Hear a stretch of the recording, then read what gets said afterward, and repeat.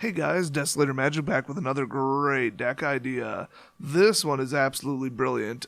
It's not amazing or astonishing, but it just works. It's another one of those I'm gonna ram creatures down your throat, and then when you try to stop it, I'm gonna do something about it. You know, typical just bread and butter melee decks.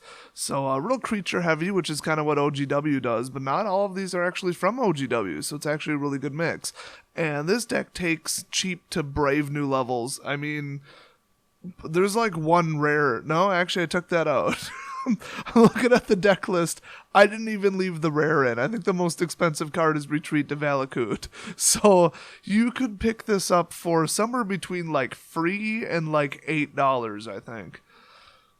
Due to the generous inclusion of the Menace mechanic and the fact that we call the laser pointer that we tease Nala with the Red Menace, I decided to call this deck the Red Menace. Also, it's a very annoying deck to play against. So it all kind of makes sense logically. The funny thing is this deck was actually supposed to be black. I was going to do like a black as high aggro as I could get, highest attack power, and then with ambushes. So a lot of Butcher's Glee, a lot of Moonglove, a lot of, Coat with Venom and that kind of stuff. A lot of it got the creature killed. None of it really saved it. There was like Tar Snare and stuff where you could drop the attack power and the toughness of the target blocking creature, but there was like two spells, and I thought, well, the black creatures suck compared to red, and the black ambush sucks compared to red. It's just go red. I mean, I don't usually build red decks, but, well, here it is. I actually wanted the aircraft carrier deck to be black as well, but it turns out all the flyers in black suck. So they really shorted black on the last couple sets. But, you know, black would just demolish Eldrazi if they had, like, legitimate good cards, you know, and kill, so whatever. First up in the creature list, we've got Acolyte of the Inferno. This is a very underrated creature. He is just quite simply unstoppable. For 3 mana, you get a 3/1, which is great. He has Renown 1, which is even better, because he's almost guaranteed to be a 4/2 in this deck. And then whenever Acolyte of the Inferno becomes blocked by a creature, it deals 2 damage to that creature immediately, before combat resolution. I mean, this is the best creature in the whole dang deck. Next up, we've got Goblin Freerunner. This is very similar to an older card, I've been told.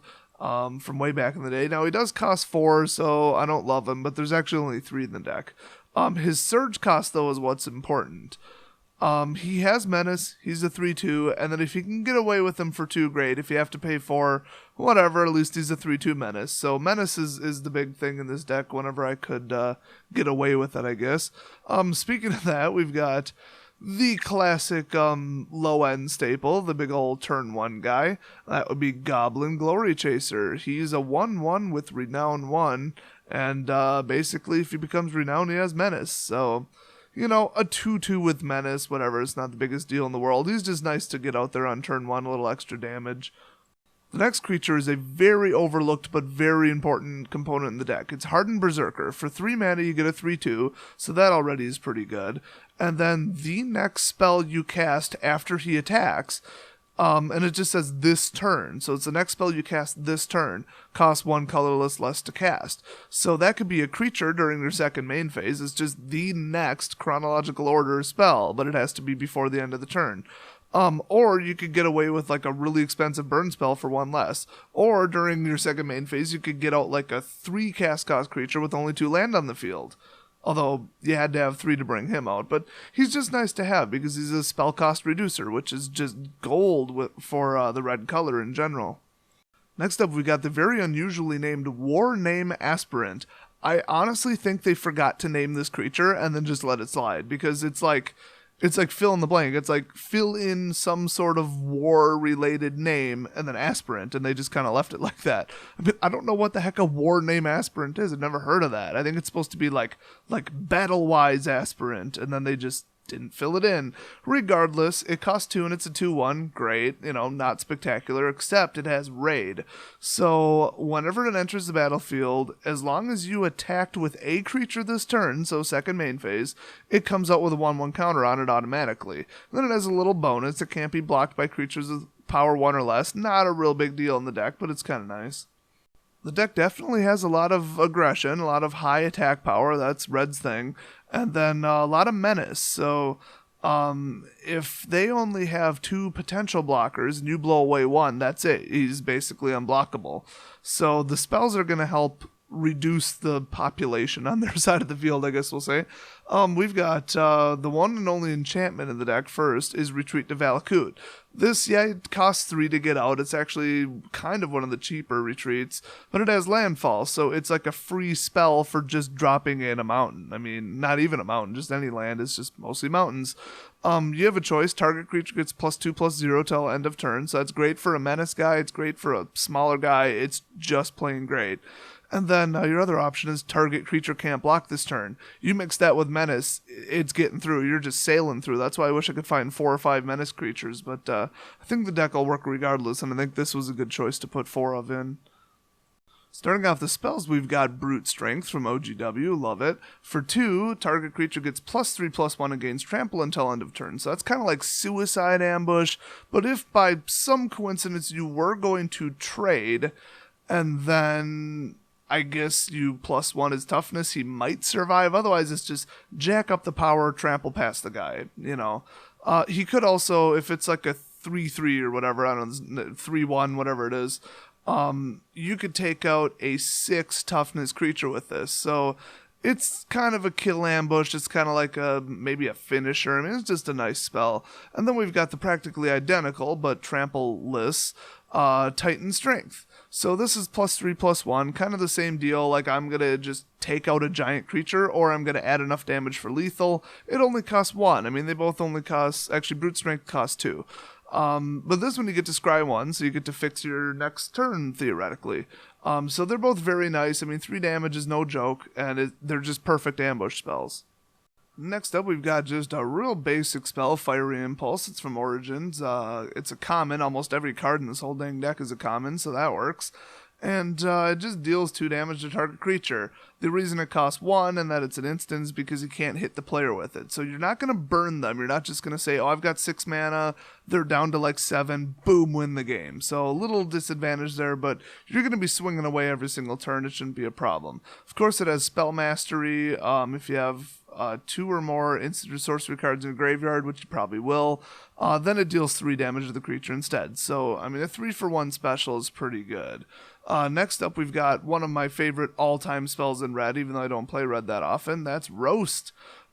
It deals 5 damage to a non-flyer. Well, nobody's really playing flyers, and you could sideboard this out with anything else. There's actually a quite literal inverse of this called Tears of Valakut. It only does 5 damage to flyers for 2, and it's an instant.